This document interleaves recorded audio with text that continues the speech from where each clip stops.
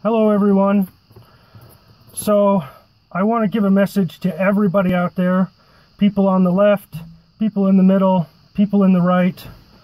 This business going on with the DNC and with Seth Rich should have everybody upset and everybody afraid, because what it really shows is that the Republicans don't want to hold their opponents accountable.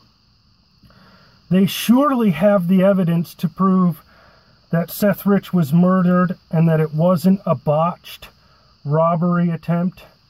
They surely have the evidence that could put people like Hillary Clinton in jail.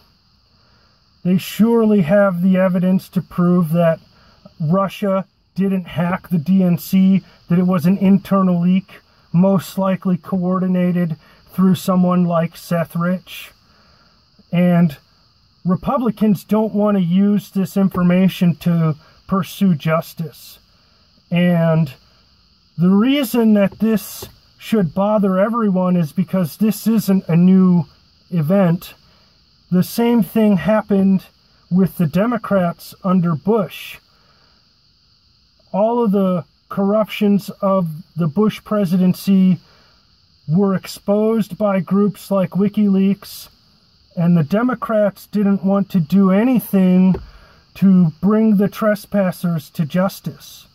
And so this has been the theme since Bush, through Obama, and now into the Trump presidency, and I have a feeling that it will continue unless people from both sides of the aisle, so to speak, unite and demand that we hold our politicians to account. See, this is the problem, is that they're trying to hold up this facade that it's some sort of duality, this opposing duality, when the reality of the situation is that Democratic politicians are no different than Republican politicians. The Republican politicians are just as corrupt as the Democratic politicians, and they all bow to the same masters. And so our political system really is a total farce. And this decades-long example of not holding criminal politicians accountable for their crimes is proof of that. So everybody, whether they consider themselves left, right, center, apolitical, religious, atheist, whatever, everybody should be able to recognize it at this point, that politicians are not going to hold each other accountable. And that's a huge problem. It represents tyranny. It represents the death of republic democracy, representative republic, and democratic society.